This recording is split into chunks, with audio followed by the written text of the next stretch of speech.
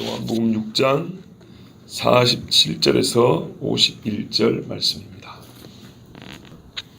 진실로 진실로 너희에게 이르노니 믿는 자는 영생을 가졌나니 내가 곧 생명의 떡이니라. 너희 조상들은 광야에서 만나를 먹었어도 죽었거니와 이는 하늘에서 내려오는 떡이니 사람으로 하여금 먹고 죽지 아니하게 하는 같이 봅니다. 나는 하늘에서 내려온 살아있는 떡이니 사람이 이 떡을 먹으면 영생하리라.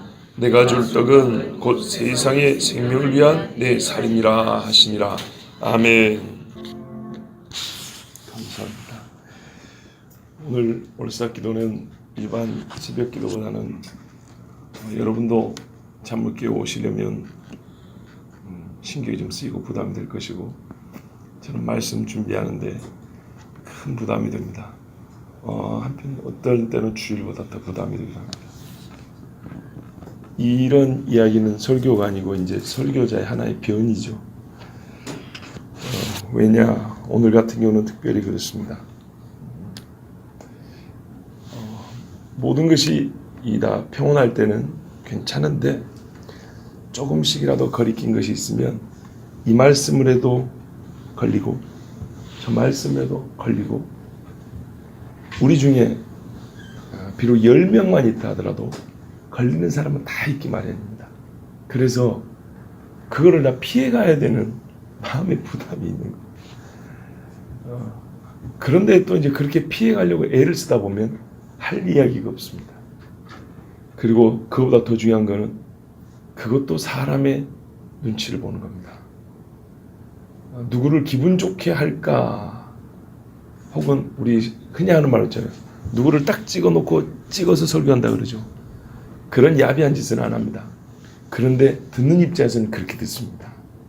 그래서 설교 본문을 정하고 설교의 내용을 구사하는 게 아주 힘이 됩니다. 한마디로 그 시애틀의 잠 못 이루는 밤이 아니고 제기동의 잠 못 이루는 밤이 됩니다. 새벽에 일어나서 또 이 본문 저 본문, 역시 하나님은 그래서 그런 쓸데없는 짓 하지 말고 하던 거 그냥 요한복음 하던 대로, 원래 요한복음 이 본문을 우리 모두에게 다 같이 좀 들었으면 좋겠다 하고 전하려고 했었거든요. 그런데 월삭 기도다 보니까 한 달을 두고 같이 기도할 만한 것, 이제 그런 생각을 하다 보면 다른 본문을 하나님 주시지 않을까라고 기도하고 또 준비하게 되거든요. 그런데 이건가 저건가 아무리 또 거기다가 우리의 형편과 사정을 종합적으로 생각해 봐도 오히려 생각할수록 더 복잡해지는 거예요. 더 힘들고. 그래서 이것이야말로 사람이 잔물이 굴는구나. 원래대로 가지. 근데 원래대로 가고 나면 오히려 길이 있고 하나님께서 주시는 은혜가 있습니다. 자, 오늘 말씀 보면 예수님이 지금 5장에서부터 계속 강조하는 것은, 5장에서부터는 처음부터 강조하는 바는 나는 하나님의 아들이다입니다.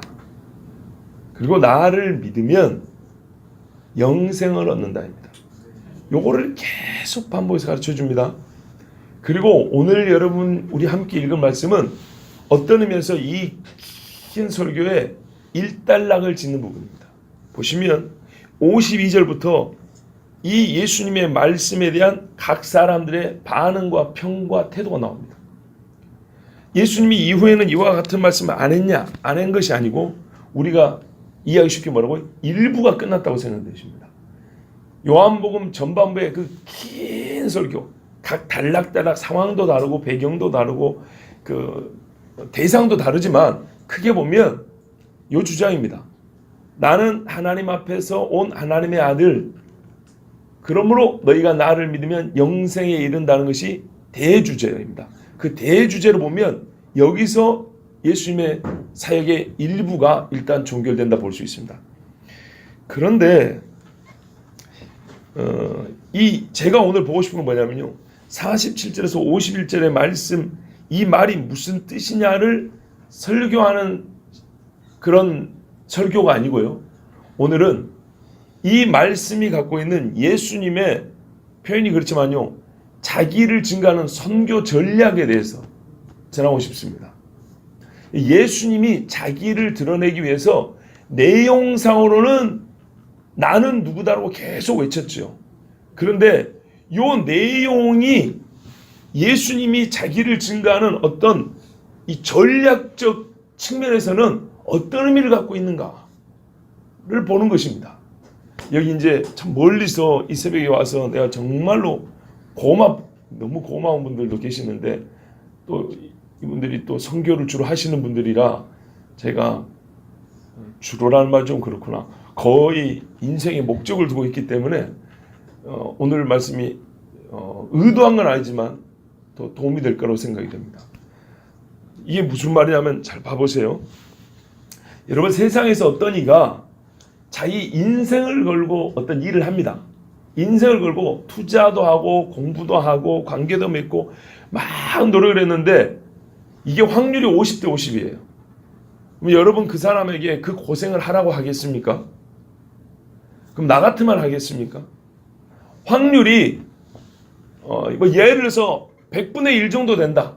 내가 이 일을 애를 쓰고 힘을 다해서 했는데 성과를 거둘 확률이 100분의 1 정도 된다 하면 여러분 그 일을 하라고 하겠습니까? 안 하겠죠. 이게 우리와 예수님의 차이입니다. 이게 있는 예수님 앞에 있는 사람들 어떻게 됐다고요? 여러분 대부분 아니까 제가 지금 깊게 설명 안 드려요. 60절 보세요. 제자 중 여럿이 듣고 말하되 이 말씀을 어렵도다 누가 들을 수 있느냐 하고 수군거렸죠. 그 다음에 어떻게 했답니까? 66절에 그때부터 그의 제자 중에서 많은 사람이 떠나가고 다시고 함께 다니지 아니하더라. 다시는 다니지 아니하더라. 예수 이 양반하고 다니면 우리가 완전 미친놈 취급당할 것 같아요. 아무도 안 다녔답니다. 뭘 했는데요? 이게 그러니까는 제가 오늘 내용을 여러분에게 설교하는 것이 아니라 이 내용이 담고 있는 뭐랄까요? 예수님 지금까지 쭉 선교하고 있는 이 방식, 즉 방법론 내지는 전략적 측면에서 이 말씀을 본다 그랬습니다. 봐보세요.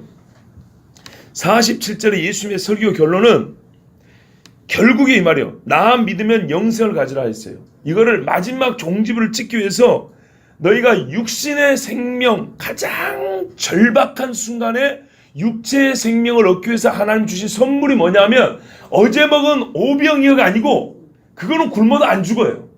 근데 광야에서 만나는 이거 안 내리면 죽는 거거든. 그렇죠? 절체절명의 순간에서 하나님이 하늘에서 시편에 보면 권능 있는 자의 양식, 곧 천사의 양식이라고 표현을 했어요. 사람이 하늘에 있는 권세 있는 자들의 양식을 먹었도다 이렇게 됐거든요. 말도 안 되는 반세에서 물이 터서 마셔서 생명을 얻은 것처럼 말 그대로 초자연적인 신성한 양식을 먹었다는 얘기입니다. 신성한 양식, 사람이 입으로 들어간 중에도 최고로 신성한 걸 먹은 게 만나라는 얘기예요. 근데 그것조차도 어떻게 됐다고요? 먹고 죽었다 이 말입니다. 사람이 마실 수 있는 가장 신성한 능력이 함유된, 미네랄이 아니고 신적 능력이 함유된 물을 마시고도 다 죽었다입니다. 그들의 불순종을 순종으로 바꿀 수 없었고 하나님의 진노를 상으로 복으로 바꿀 수 없었다는 겁니다. 잘 보세요. 하늘에서 내려오는 만나를 줘서 먹은 사람들도 죄로 죽었어요. 하나님이 먹였는데 하나님이 먹여놓고 그들을 심판했다고요.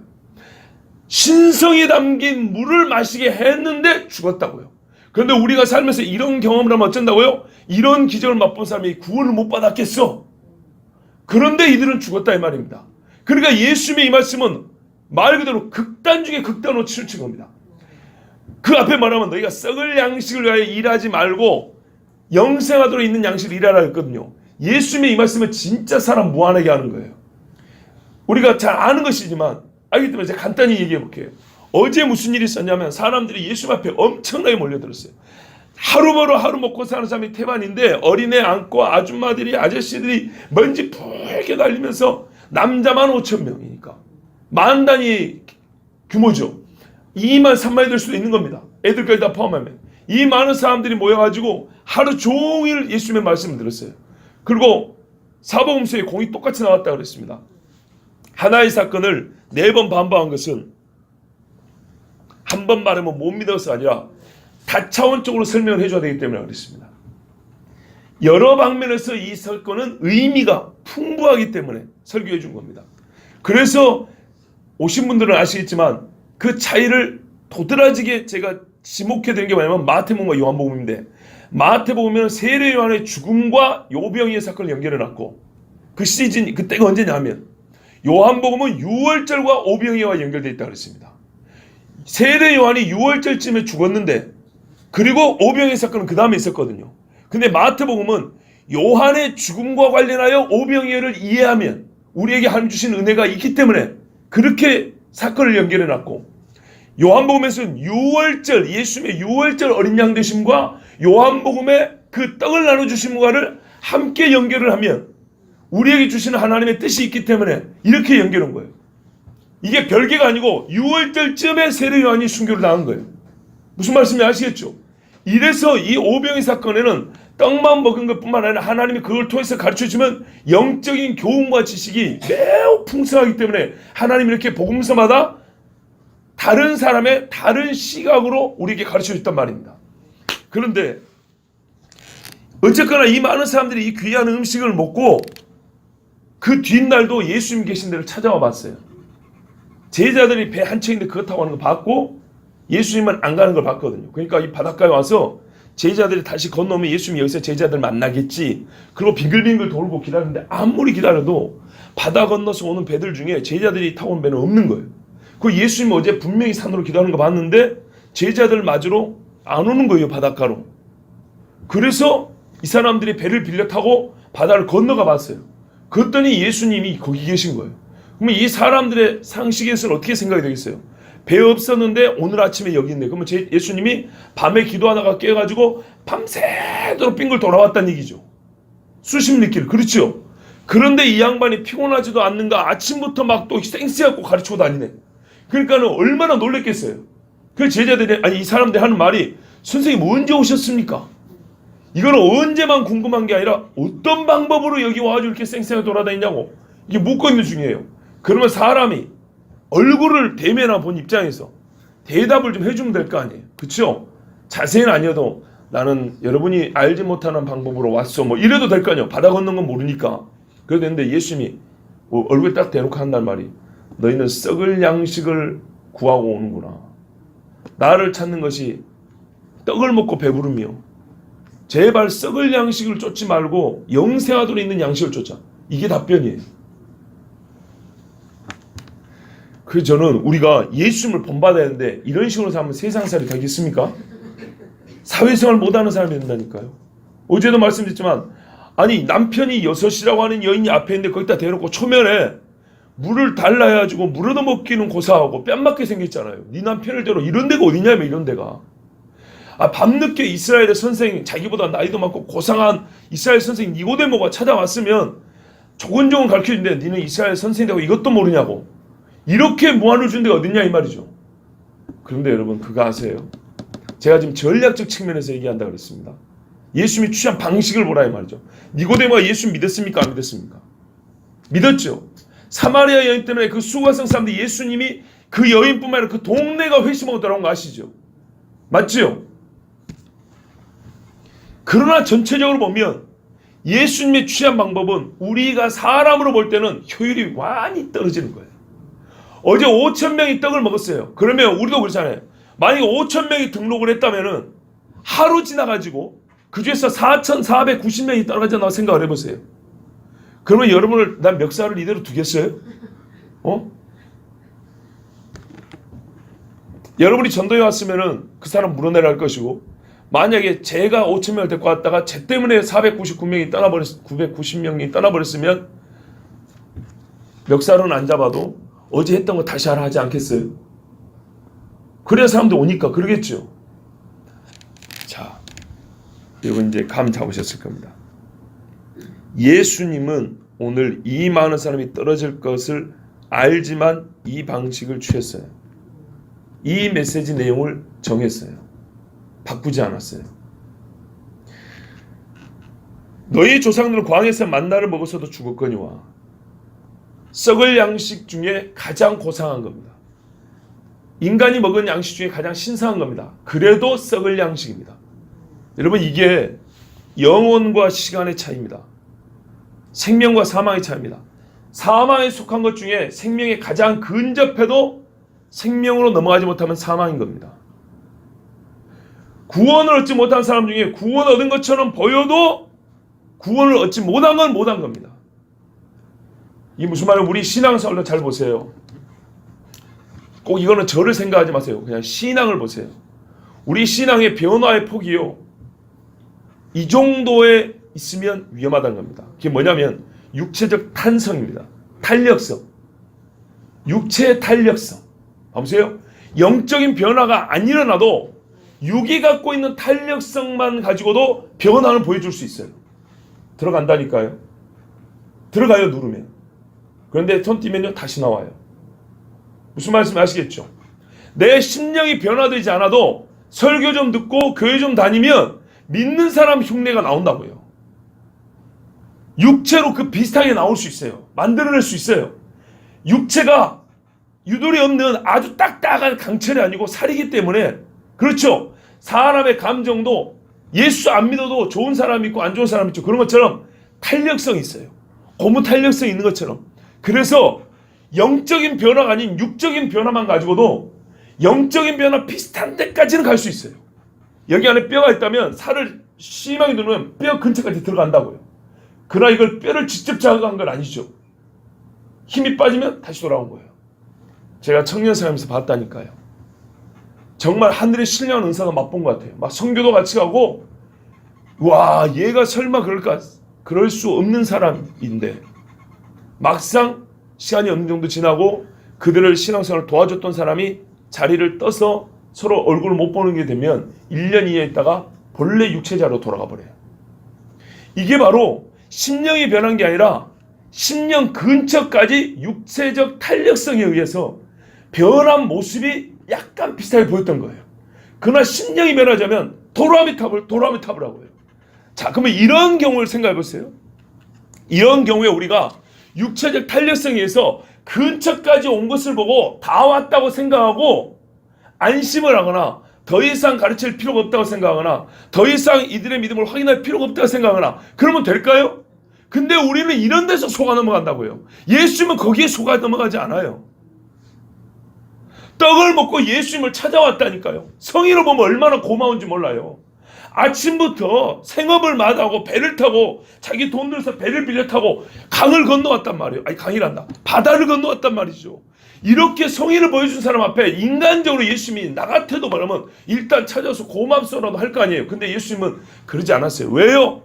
그 사람들을 사랑하지 않아서가 아니라 이들과 예수님의 관계는 이들이 뭐 때문에 예수님을 만나야 되냐면 영생 때문에 만나야 되는데 친구로 만나는 게 아니고 밥 한 끼 먹으러 만나는 게 아니고 학교 선생 제자를 만나는 게 아니라 구주와 죄인으로 만났단 말이죠. 근데 구주와 죄인 관계에서는 여기까지 갖고는 아무런 소용이 없는 거예요. 아무런 소용이.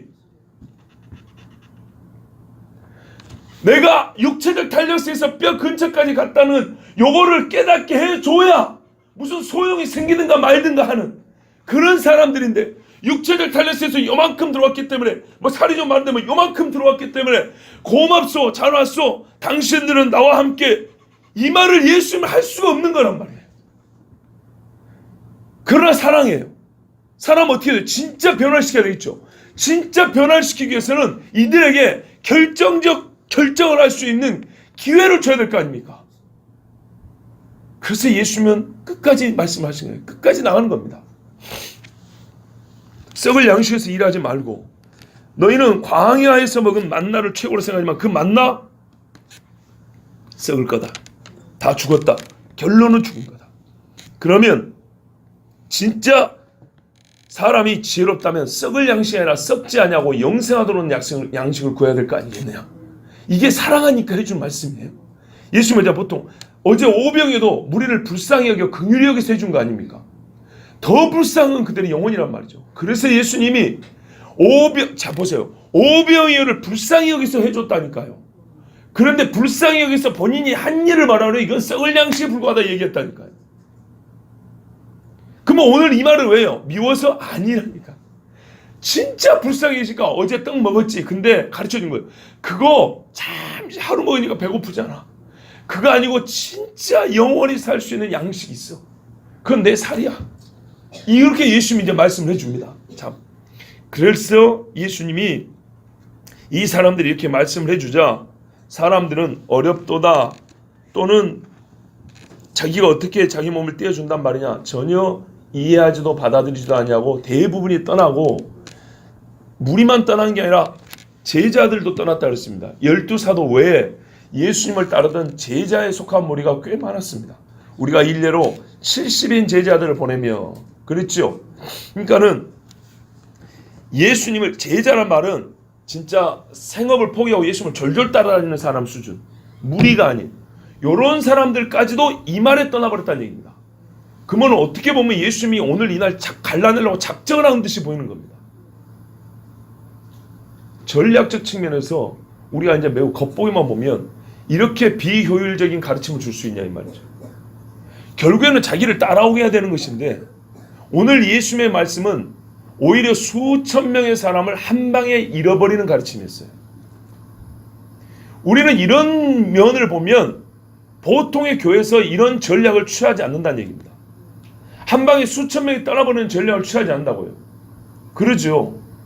근데 예수님은 자기를 가리키면서 수천 명을 잃어버렸어요. 겉보기로는. 그러나 이걸 우리가 어떻게 받아들여야 된다고요? 진짜 이 사람들을 사랑하기 때문에 그들의 겉보기 거짓된 신앙을 드러내줘야 됐다는 겁니다. 그리해야, 왜냐하면 이렇게 품고 가면 예수님 십자가 죽을 때까지 이 사람들 구원 못 받아요. 자기들이 누구를 믿는지도 몰라요. 아까 우리 장로님도 기도하신 말씀 안에도 아마 그런 의미가 내포되어 있는 느낌을 받았어요. 이 사람들 미안하지만 우리는 세상에서 투자할 때는 50%의 가능성도 긴가민가를 했는데 희한하게 우리 교회에서는 단 1%의 가능성이라도 막 붙들고 있더라고요. 영혼을 구원하기 위한 1%의 가능성을 붙드는 건 좋아요. 근데 그런 차원이 아니고 사람을 붙들기 위한 영혼을 구원하기 위한 1%의 가능성을 위해서 애를 쓴 거하고 사람을 교회 숫자로 붙들어 놓기 위해서 1%의 가능성을 두고 일하는 거는 다르다니까요. 사람을 구원하기 위해서 1% 가능성이라도 두고 애를 쓰면 어떻게 하면 예수님처럼 이렇게 말해야 된다고요. 당신은 썩을 양식 위해서 일하지 말고 하늘에서 내려온 양식을 위해서 일하세요. 이러는 것은 1%의 가능성이라도 두고 사람을 영혼을 붙들려 하는 것이고 그게 아니고 뭔 일을 하더라도 어떻게 하면 교회에 나오겠어? 내가 뭘 해줄까? 이거는 그냥 사람을 교회에 붙들어두기 위해서 1%의 가능성을 두고 애를 쓴 거라고요. 이게 소리가 서로 마주치면 만나면 좋은데 이게 만나지 않는 경우도 있다는 얘기입니다. 예수님의 사역에서는 이게 매우 두드러지게 대립적입니다. 수많은 사람들이 예수님 옆에 와서 말 그대로 뭐라 하지만 않으면 예수님 옆에 붙어 있을 사람들이 있어요. 졸졸 따라다니는 사람들이 있어요. 그런데 오히려 예수님이 쫓아낸 꼴이 됐다고요. 뭐 때문에요? 떡을 안 주고 말씀을 줘서 쫓아내버렸다고요. 그런데 이것이야말로 붙들어주기 위한 100% 100% 가능성을 보고 일한 게 아니고 영혼을 구원하기 위한 영혼을 구원할 수 있는 가능성. 사람을 붙들어두고 싶은 것이 아니고 진짜 영혼을 구원할 수 있는 일에 예수님은 100%부터 1% 가능성을 두고 일을 하셨다고 말입니다. 그런데 이게 우리의 전략과 우리가 서로 교회 안에서 소위 말해서 교회를 운영하고 서로를 관계하는데 얼마나 예수님과 차이가 있냐는 얘기입니다. 이거는 미움에 근거한 거 아닙니다. 정말로 영혼을 살리는 길을 우리가 알지 않냐 이 말이죠. 사람의 마음을 붙들고 사람의 몸을 붙들기 위해서 10년, 20년, 30년 했을 때 애기 똥기저귀 갈아준 것처럼 반복되지만 한 사람도 구원이 안 돼. 그런데 희한하게 지금 당장 예수님처럼 떨어져 나간 것 같고 지금 당장 수천만이 이러면 비효율적. 우리가 교회가 텅텅 비어도 말이죠. 자기 욕심을 해서 싸우다 텅텅 빈 게 아니라 이래갖고 텅텅 비면 오히려 소망이 있는 거예요. 왜요? 12명 남은 제자들이 하루에 5,000명을 회심시켰잖아요. 그 덕에 우리가 예수를 믿게 됐잖아요. 만약에 떡을 먹고 배부른 사람들만 수천 명 있었으면 기독교라는 종교는 세상에 시작할 때부터 어떻게 생겼을까요? 말을 그냥 안 할게요. 이 불교보다 더 수준 낮은 종교로 시작했을 거예요. 자, 삼신할매보다 더 초라한 종교로 시작했을 거예요. 예수님의 전략은 변하지 않았습니다. 바뀌지 않았습니다. 사람이 보기에는 수많은 사람을 잃어버려서 매우 비효율적으로 보이나 그것이 실제로는 사람을 붙들어주기 아니한 영혼을 구원하기 위함이라면, 진짜 복음자가 영혼을 구원하기 위함이라면, 영혼 구원을 위해서는 예수님의 이 전략은 유일하며 탁월한 방법이었습니다. 뭘요? 끝까지 나는 생명의 떡이라고 주장하는 것, 나는 하늘에서 내려온 하나님의 아들이라고 주장하는 것, 이것은 진짜로 영혼을 구원하기 위한 최상의 전략과 전술이었습니다. 두 번째 볼 수 있는 겁니다. 그러니까 우리가 인간의 효율성이라는 관점으로 보면 안 된다 그 말입니다. 두 번째, 예수님은 이 한 가지 주장을 통해서 자기에게 진짜 구원받아 함께 있을 수 있는 제자들과 그렇지 않은 사람이 갈라지게 하셨는데, 여기서 이제 오해하면 안 돼요. 예수님의 주장이 하나밖에 없잖아요. 그죠?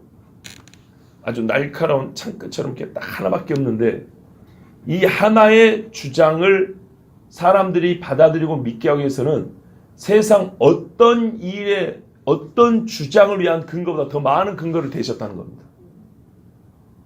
무슨 말이냐면 하나의 근거를 가지고 하나의 주장을 한 게 아니에요. 아시겠죠? 근거는 엄청나게 많았어요. 여러분, 바울이 전도하다 보면 그 마술사 시몬이라는 인간이 있었거든요. 이 양반이 사람들을 미혹하는 방법은 마술입니다. 그죠? 마술입니다.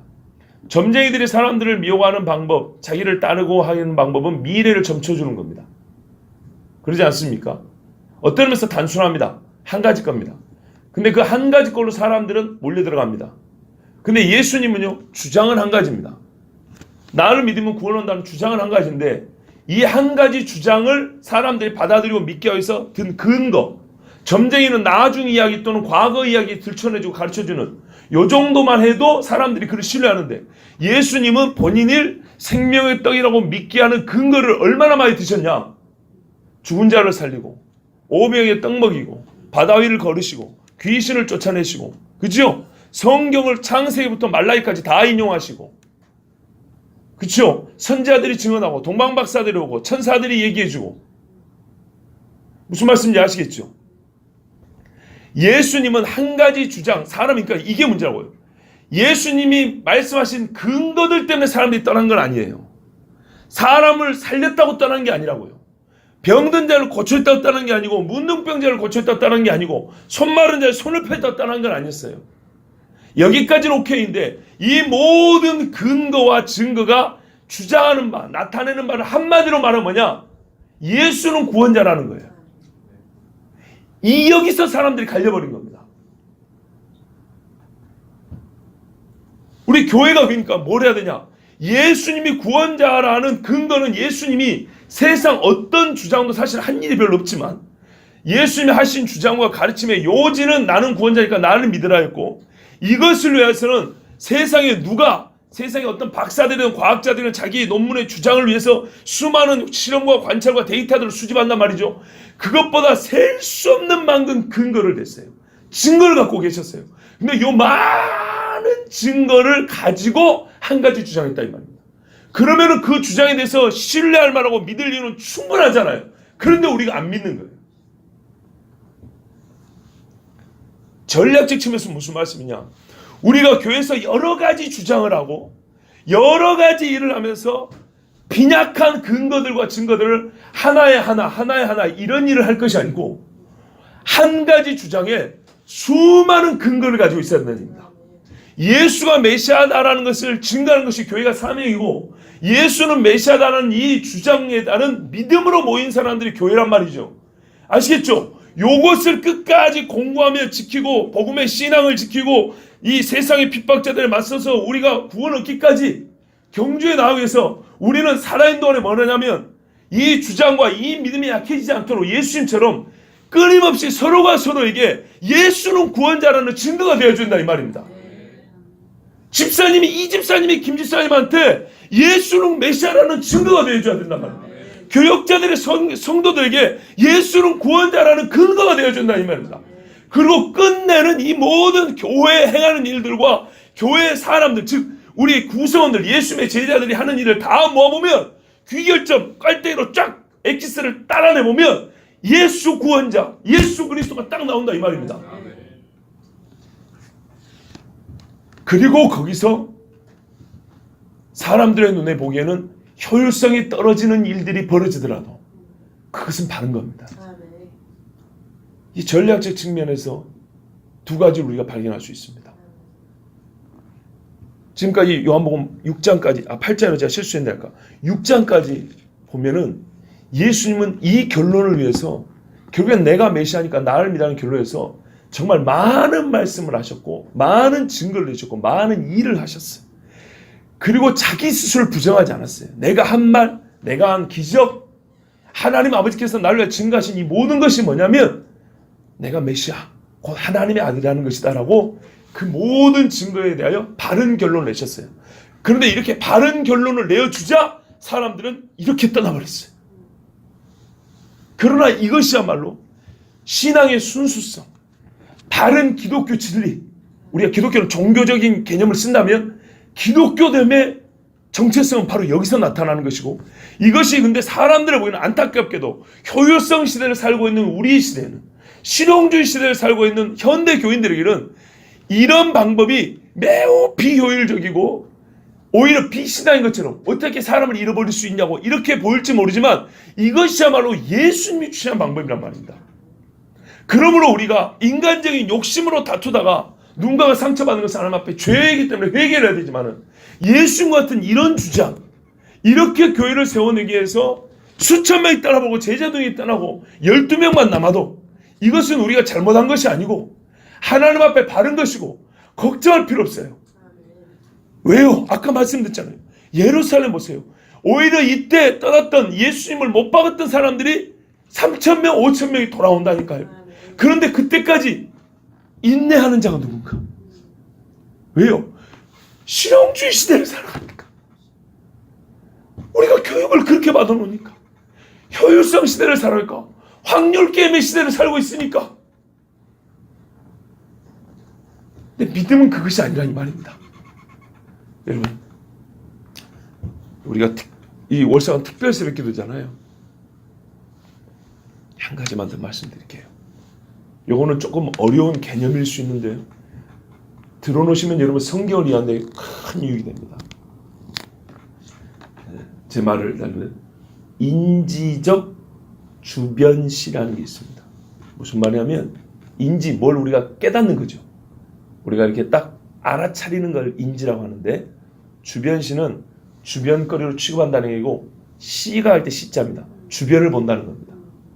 주변을 보고 인지를 한다는 겁니다. 쉽게 말하면 이런 거예요. 운전을 하잖아요. 운전을 할 때 운전자가 어디를 봅니까? 전방을 주시합니다. 전방을 주시하지만 전방만 보입니까? 주변이 보이죠? 그 말입니다. 주변도 지각을 하면서 운전한다는 겁니다. 근데 전방을 주시하는 사람은 주변이 잘 보일까요? 안 보일까요? 잘 보입니다. 동승자는 전방도 안 보기 때문에 주변도 안 보입니다. 봐보세요. 운전을 하는데 그래서 두 분이 이제 하남으로 다시 돌아가는데 신영근 집사님이 운전을 많이 심해요. 근데 아내 집사님 피곤하고 이러고 있었어요. 근데 갑자기 차가 들거든 막 머리를 찧었어요. 아 여보 운전을 어떻게 하는 거야? 막 그랬어요. 근데 왜 그랬냐? 집사님이 전방을 주시하고 딱 가는데 갑자기 여기서 옆에서 뭐였어요? 공이 팡팡 뛰면서 애가 달려오는 거예요. 나는 여기 본 거 아니거든. 여기 보면 운전 자체가 안 되죠. 앞을 보고 하고 있는데. 그래서 근데 이게 들어보니까 확 꺾은 거란 말이죠. 그래서 사고가 안 났어요. 근데 전방을 안 보고 있던 동승자는 그 덕에 사고가 안 났고 그 덕에 사람 생명을 구할 수 있었는데 내가 잠깐 다쳤다 이 말이죠. 그래서 운전자한테 화를 낸 거예요. 운전을 어디다고 그랬냐고. 내 앞에 보니까 뭐 별거 없던데 왜 그랬냐고. 당신은 앞에만 봤지 옆에 봐봐. 이게 튀어나오잖아. 이래서 이걸 본 거예요. 무슨 말이냐면 이 말을 여러분들 이해하는 데는 좀 거꾸로 봐야 돼요. 그러니까 우리가 주변 사람들도 보자. 그런 측면이 아닙니다. 그런 말이 아니고 같이 차를 타고 가고 같이 앞을 보는 것 같지만 우리 사람 180도에도 이게 다 열려 있거든요. 그런데도 사람의 집중도에 따라서 못 볼 수도 있다는 얘기를 말하는 겁니다. 저번에 그 러시아 와서 배를 타고 강을 건너갔거든요. 그런데 그 고이숙 선교사님이, 그러니까 유철 선교사님의 부인 고이숙 선교사님이 이런 말씀을 하더라고요. 요즘에 비가 안 와서 강이 가물어서 시간이 더 걸린다 그러더라고요. 여러분 언뜻 이해가 됩니까? 나는 이해가 안 됐어요. 왜냐하면 물이 많으면 물이 더 많이 차 있기 때문에 이동거리가 길어질 거 아닙니까? 그렇죠? 그러면은 물이 더 찼기 때문에 시간이 더 걸린다 해야 되는데 물이 줄었는데 거리가 짧아졌는데 왜 시간이 더 많이 걸릴까? 나는 큰 바다에서만 배를 타봐가지고 그걸 잘 몰랐나 봐요. 가다 알았어요. 가다가 보니까 물이 불어났을 때는 곡선이 많이 없어지고 직선이 많이 되거든요. 그죠? 커브들도 물이 차버리니까. 근데 물이 빠지면 강물은 이렇게 돌고 저렇게 돌죠. 커브가 많아지는 거예요. 커브가 많아질 뿐만 아니라 안쪽에 수면이 얕아지니까 물이 있지만 얕아가지고 배가 못 가는 거죠. 배가 함께 더 멀리 돌아가야 되는 거예요. 이게 지그재그를 많이 해야 되는 거죠. 이러니까 오히려 운행거리가 길어지고 피곤하고 시간이 많이 걸리는 거죠. 그거를 보고 알았어요. 그러니까 가면서 제가 이상했거든요. 봐보세요. 운전자도 똑같이 앞에 방을 보고 있고 나도 배 좀 타본 사람인데 왜 이렇게 지그재그로 해갖고 힘들게 가냐. 이렇게 우리도 차 타고 할 때가 있잖아요. 지그재그로 가야 되는데 앞에 차가 없으면 되도록이면 직선으로 가려고 차선 위반하죠. 바다하고 강은 그런 것도 없기 때문에 배도 별로 없으니까 충분하게 직선으로 가도 되는데 왜 그런가 봤더니 우리 눈에 안 보이는 모래톱이 있다는 거예요. 동승자들에게는 보이지 않는 모래톱이 물속에 있어서 배가 아무리 작아도 걸린다는 거예요. 선교사님이 그래서 한 2번인가 3번인가 배가 뒤집어져서 죽을 뻔했다고 그랬어요. 그걸 못 보고. 매우 효율적으로 가려면 어떻게 돼요? 지그재그로 피곤하게 갈 필요가 없어요. 타본 분들은 알지만 파도치는 더 힘들거든요. 그런데 그거를 애써서 가다가 멈추고 그랬죠. 왜 그랬냐? 앞선 배가 그걸 먼저 발견한 거예요. 그리고 우리가 눈을 잘 못 봤지만 가다 보면 부표가 떼 있어요. 이 구간에서는 반드시 이쪽으로만 통과해야 된다고. 저쪽으로 이렇게 물이 이렇게 많은데 왜 저리 못 가냐? 어디에 모래톱에 있어서 걸릴지 모른다는 거예요. 그래서 안전하게 미리 설정을 해놓은 거예요. 그러니까 할 수 없이 저기 쏘다가 이렇게 꺾고 이쪽으로 통과하는 거예요. 그런 길이 있더라는 거예요. 다녀본 사람, 운전해본 사람은 어디가 위험한지 똑같이 물이 쌓여 있으니까 다 배가 갈 수 있을 것처럼 보이지만 저 물은 배가 못 가는 물. 이거를 본다는 거예요. 무슨 말씀 아시겠죠? 요런 것을 가리켜 하는 말이 인지적 주변시라는 거예요. 주변을 볼 수 있는 눈이 있다는 거죠. 이 말은 우리 중에 소외되고 약한 사람을 본다는 것이 아니라 그런 뜻이 아니고요. 내가 진짜로 정도를 가기 위해서 바른 길을 가기 위해서 이 바른 길을 현 상태로 유지하기 위해서 그 주변에 위험한 것들을 인지하면서 그거를 살펴보면서 간다는 겁니다. 원래 이건 글을 해석하는 데서 나오는 말인데 본뜻은 이런 말이하고 좀 달라요. 본뜻은 이거하고 좀 다르지만 제가 오늘 이 전략적 측면에서 말씀을 드릴 때 이 이론을 좀 적용을 해보는 겁니다. 우리의 보는 눈하고 예수의 보는 눈이 그렇게 다르다는 겁니다. 우리의 보는 눈은 물이 이렇게 넓은데 배가 이쪽으로 좀 가도 되고 좀 저렇게 가도 이 사람들이 이렇게 다 끌어 있을 수 있는 거고 뭐 그래가지고 막 수천 명 가면은 헤롯도 쉽게 못 죽였을 텐데 오히려 이 사람들이 원수돼가지고 예수를 죽여라 바라바를 내놔라 뭐 이랬던 거 아닌가? 그러니까는 예수님이 왜 그 넓은 길을 두고 하필이면 좁은 길로 이렇게 가지고 몇 명 12명 끌고 다니면서 왜 이랬는가? 그렇지만 그것이야말로 이 넓은 물에 모래톱이 있어서 갈 수 있을까지만 실제로는 걸려서 니도 죽고 나도 죽는다는 것을 우리가 모르기 때문에 그러는 거라고요. 아시겠죠? 주변을 돌보자는 그런 뜻이 아닙니다. 그건 당연히 해야 되지만 말씀에 제가 지금 적용하는 그 이론의 말뜻은 그런 것이 아닙니다.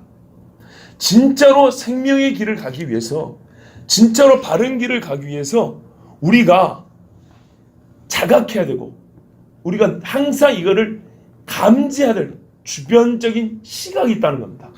근데 이 부분은 뭐예요? 이 부분은 우리가 이 주시에서 정면으로 이렇게 보고 있는 그 바른 길을 가기 위해서 치우치지 않기 위해서 항상 주시해야 될 부분들이 있다는 겁니다. 여차하면 모래톱에 걸려. 그런데 보통 이게 얼마나 미혹되기 쉽냐? 물이 넓게 펼쳐져 있거든요. 그러나 그거 조심해야 된다는 얘기입니다. 결론입니다. 사람들 요즘 현대인의 시각으로 볼 때는 예수님의 이 하신 선교 전략, 자기 증거의 이 전략은 실패처럼 보입니다. 한 방에 수천 명을 잃어버렸습니다. 그러나 이 전략을 쓴 것은 실제로 사람을 옆에 두고자 하는 것이 아니라 생명을 구원하기 위해서는 유일한 전략이었습니다. 유일한 방법입니다. 그러나 예수님은 이 유일한 방법을 사람들이 받아들이지 않아서 그렇지만, 이 유일한 주장, 끝내는 사람들이 가버리기 했지만은 진짜 생명을 주시기 위해서 예수님은 수많은 증거와 근거를 이 한 가지 주장에 다 쏟아부었습니다. 그러므로 예수님의 행하신 일과 판단은 옳으며 예수님을 떠나버린 이 사람들은 옳지 않습니다. 저는 이 말씀을 전하면서도 혹시 여러분이 잘못 대입을 시킬까봐, 한 목사 자기는 예수님이고 우리는 이 물인가, 이런 대입을 절대 시키면 안 됩니다. 나는 그런 생각을 하지 않습니다. 제가 여러 번 여러분에게 말씀드리죠. 나는 하나님이 무서운 사람입니다. 정말로 무섭습니다. 너무 좀 무서워서 이런 생각을 하면은, 나도 모르게 생각하면 당장에 회개를 안 하고는 다른 일을 못하고, 나는 진짜로 하나님 무섭습니다. 그러니까 제발 여러분 이제 한 4, 5년 봤으니까 나를 그런 인간으로 보지 마시고, 그것이 아니고 진짜 이 말씀에 우리가 예수님을 따르고 예수 믿게 된 제자들로서 우리가 봐보세요. 내가 어떻게 해서 예수를 믿었는가? 떡을 먹고 예수를 믿게 됐는가? 아니면 예수님의 말씀으로 예수를 믿게 됐는가? 그리고 우리 주변에 진짜 저 사람 변했구나, 진짜 예수 믿는 사람을 변했구나 한 사람이 예수님이 그 사람에게 떡을 줘서 변하게 된 것인가? 아니면 이 사람이 진짜 성령을 말미암아 하나님의 말씀을 먹고 주님 앞에 변화된 사람인가? 한번 봐보시라 이 말입니다. 그 명백한 결론을 보면서도 우리는 어디에 넘어간다고요? 효율성, 눈에 보이는 이 감각적 탄성에 쉽게 소망가 넘어간다 이 말입니다. 그것이 교회와 신앙에는 아무 유익이 없으며, 예수님이 그 아무 유익이 없는 걸 알고 진짜로 이 세상에 하나님의 나라를 세운 데는 정말 유익이 없을 뿐만 아니라 그것이야말로 미혹의 함정인 걸 아셨기 때문에 예수님은 그거를 분명하게 제거하시고, 오히려 순수한 믿음을 가진 사람들에게, 순수한 믿음을 가진 사람들이 안전하게 걸을 수 있도록 예수님은 오히려 이들을 보호하신 겁니다. 그렇기 때문에 여러분, 오늘 이 말씀을 통해서 말씀의 내용은 우리가 솔직히 이 세상에 있는 분들이 뭐 대부분 믿는 바입니다. 이 믿는 바를 더 확실하게 해야 되겠지만은, 이 믿는 바를 통해서 예수님이 하신 말씀의 내용을 통해서 이 내용이 갖고 있는 자기 증거의 전략과 전술적 측면에서 우리가 어떤 것을 배워야 하고 취해야 될지, 공동체적인 움직임에서 우리가 어떤 움직임의 계획을 세우며 어떤 움직임의 루트를 정할지, 작전을 써야 될지, 이거를 우리가 잘 깨달을 수 있기를 바랍니다. 강을 운행하는 사람들도요, 바른 전략이 있더라고요. 항해법이 있더라고요. 배를 타본 저도 배웠어요. 우리가 예수님께로부터 예수 증거의 전략을 배워야 합니다. 기도하겠습니다. 하나님 아버지 감사합니다. 이 작은 자가